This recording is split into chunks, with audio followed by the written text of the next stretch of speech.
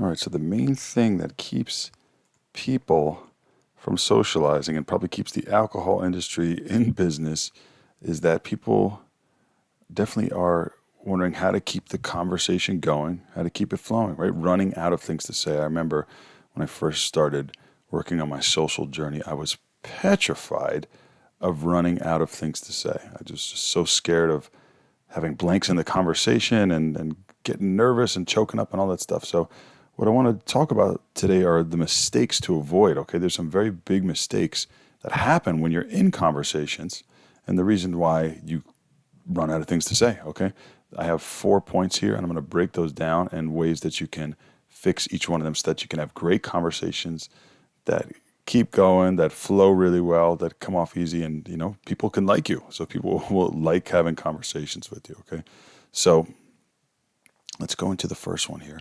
The first part about keeping the conversation going and keeping it flowing is sorry. The first mistake to avoid is too much focus on yourself. Okay, when you're working on your social skills, you're often way too focused on yourself. What am I doing right? What am I doing wrong? What am I going to say? What am I going to say? What am I going to say? You're so focused on yourself that you take yourself out of the conversation. So what happens here is when you're so focused on yourself in a conversation, you wind up filling in the spaces too much. That's one of the first mistakes. What I mean by that is if you're talking with somebody, you're having a conversation, if there's a little bit of a pause, what you're doing is immediately trying to fill that silence with something. You're immediately jumping in, asking more questions, and really trying to take over the conversation because you're afraid that, God forbid, you run out of things to say and there's some awkward silence, right? Everyone's so afraid of awkward silences. But as you become more comfortable, you speak slower and you let some silence go, which I think is a good thing to have a little bit in there and not try to fill every space. A lot of times what you'll see is the other person will fill the space. They'll ask you questions and they'll be curious about getting to know you as well too. So if you aren't so worried about what you're doing and not trying to fill spaces, you'll actually get asked questions, which, getting asked questions is the easiest way to talk. You can just answer them, right? Another thing about being too focused on yourself is you're going to be in your head way too much. And when you're in your head too much, what are you doing? You're trying to think of the next thing to say and you're constantly analyzing. And because of that, you're disconnected. You're not connected to the other person. Okay, you're not going to feel a connection. The whole point of having good conversations is to have a connection with the other person. If you're in your head, you're going to be disconnected. You're not in the moment. You're not listening to what the person's saying.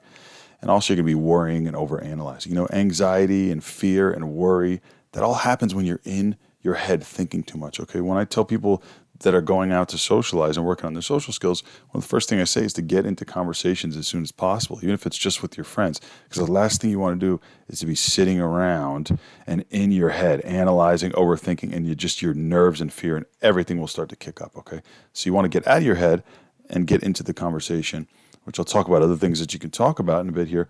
But also, this is very important because this is how to connect with other people. A big issue as well with focusing on yourself is you don't have genuine interest, which if you go to the classic How to Win Friends and Influence People, showing genuine interest is one of, if not the most important things you could do in a conversation with somebody else, okay? And how do you show genuine interest? You give people praise. You give people praise when they deserve it, okay? And if you find something and someone tells you a really cool story about how they had this huge accomplishment and did all this stuff, don't just say, nice. Give them some praise. Say, man, I thought that's so awesome when you did X, Y, Z, blah, blah, blah. Also, if someone's telling you something you find interesting, ask them follow-up questions. See, if you're in your head, okay, and you're trying to think of the next thing to say, you're not paying attention, you're not going to have any follow-up questions. You wouldn't even have heard what they said to praise them, okay? You wouldn't have been giving them that attention. And I'll tell you what, if you take one thing from this video, listen to people, okay? No one does anymore nowadays. I joke about this with my best friend, who's also a very good listener, I am as well, about how no one listens anymore. They just sit around and wait for their chance to talk and are all distracted, or they're even on their phone or whatever.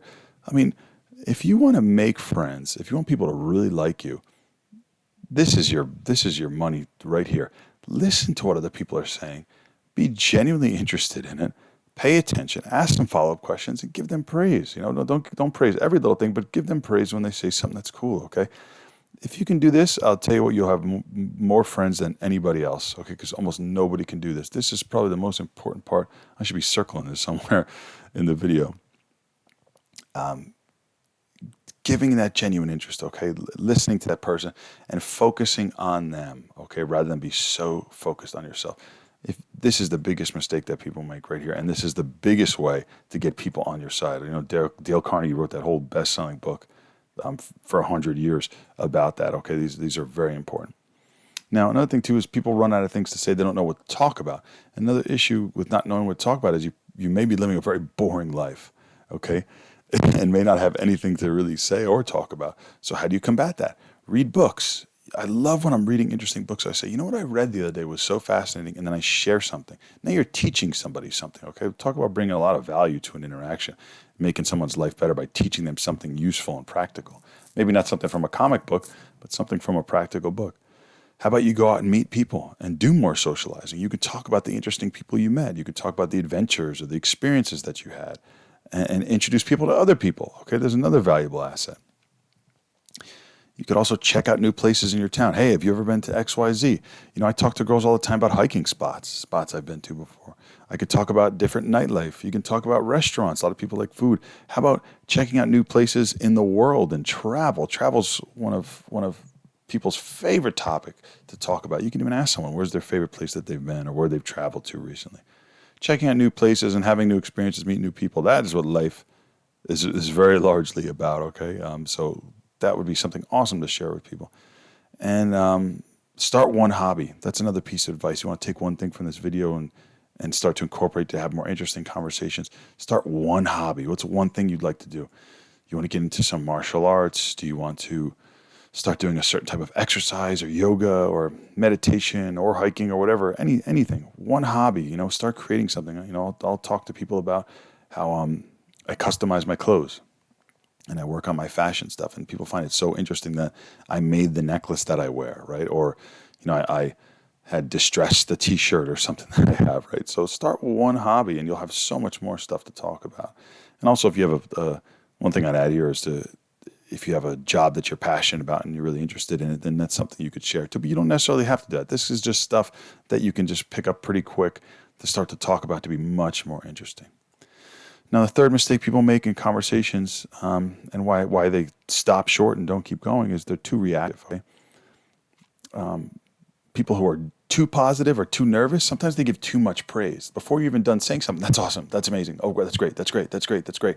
Nobody values praise if you praise everything that the person says, okay? You want to be a little more selective with your praise because your compliments and the praise you give will mean a lot more if it is more genuine, okay? If you just praise everything and cutting people off even what they're saying, you know, you're Mr. Or Mrs. Super optimistic, then people aren't going to value your praise, okay? So that's a mistake I see a lot.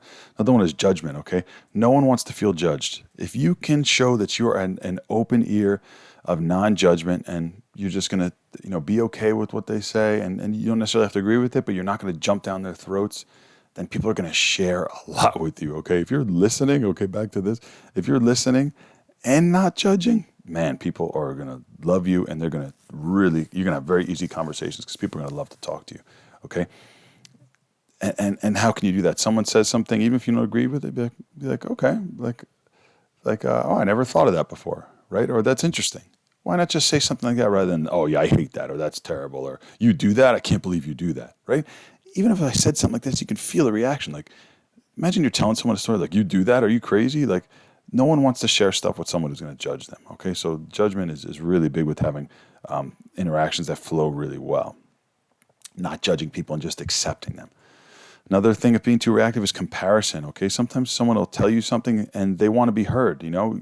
You could just hear them and listen and ask further questions and let them go rather than saying, oh yeah, I've done that too, or I did that too.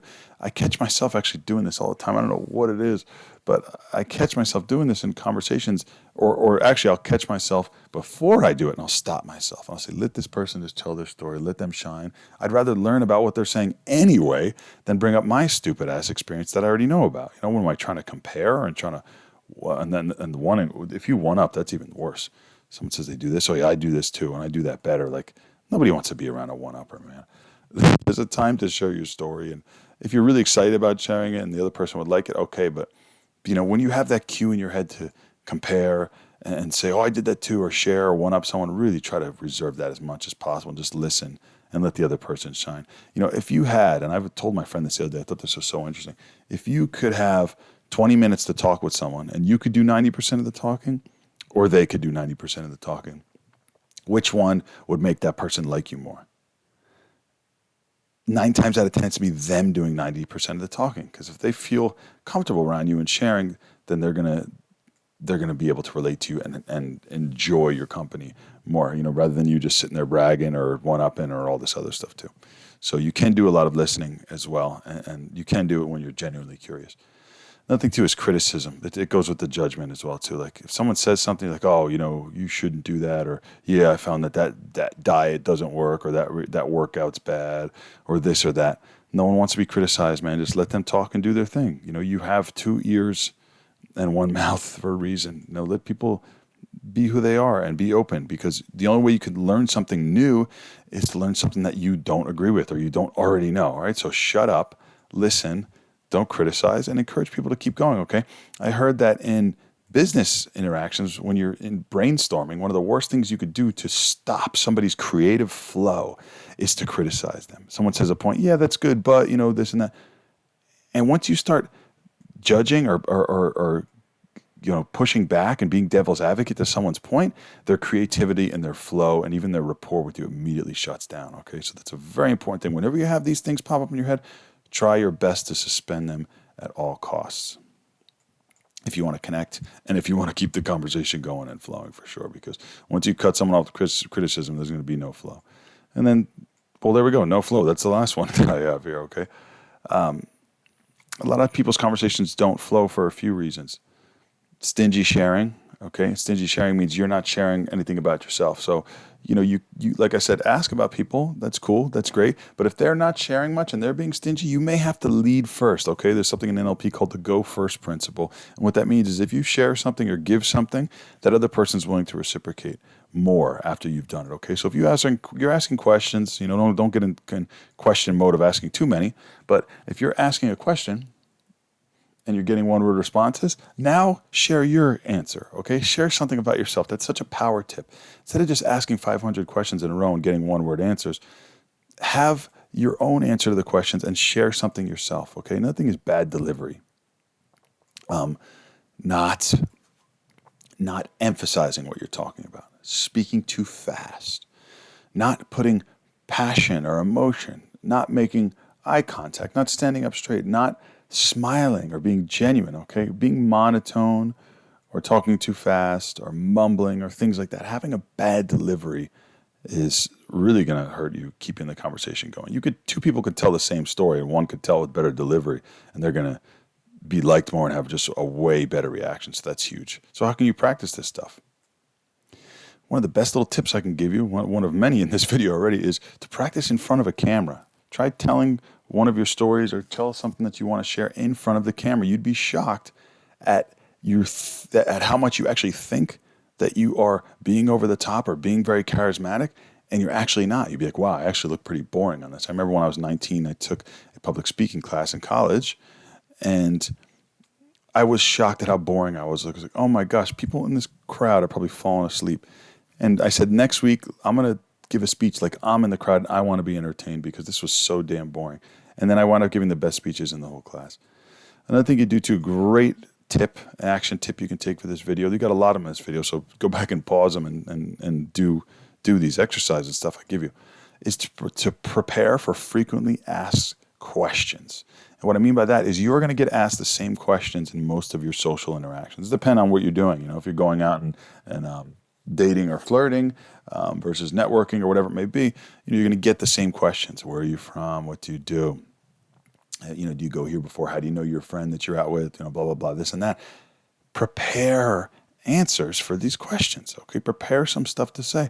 And to go even further, humor is a great way to get people to relax and shows a built-in rapport with other people. You can, I like self-deprecation, making fun of yourself, but you can also have funny answers to questions that you're going to get asked a lot. Okay, these are great things that you can prepare and do, so that, like I said, instead of stingy sharing, if someone else is stingy sharing too, you're not getting much, you're going to have answers prepared for these questions that not only you're getting asked, but you are getting asked as well, okay? So I thought these are really important points, and if you do these, okay, you could screenshot this here if you want to save this. I'll keep it open for you. These are the biggest mistakes I see with conversations that wind up dying out and wind up, not flowing. Another thing to remember too is if you're doing all this stuff and you're a good conversationalist and you're not getting anywhere with someone, you may have a bad dance partner. Okay, so don't take it personally. Rejection's another big thing people really struggle with socially. But if you're doing all this, if you're being genuine, you're listening and you're curious about someone, you're letting them shine, and then you're also sharing good stuff about yourself with a little humor. You're not judging them. You're doing interesting things and sharing those interesting things with other people. Man, this sounds like someone I want to have a conversation with. So if you're doing these things, covering your bases, feel free, like I said, to go back over this video and do some of these exercises and things that I have for you. And feel free to screenshot this as well too. Keep it in your phone or whatever you need. These are great tips you can use to keep an awesome conversation going and flowing. And if you have any questions for me about this, please feel free to add them to the comments below. And when you are ready, I'll have the next video for you queued up over here.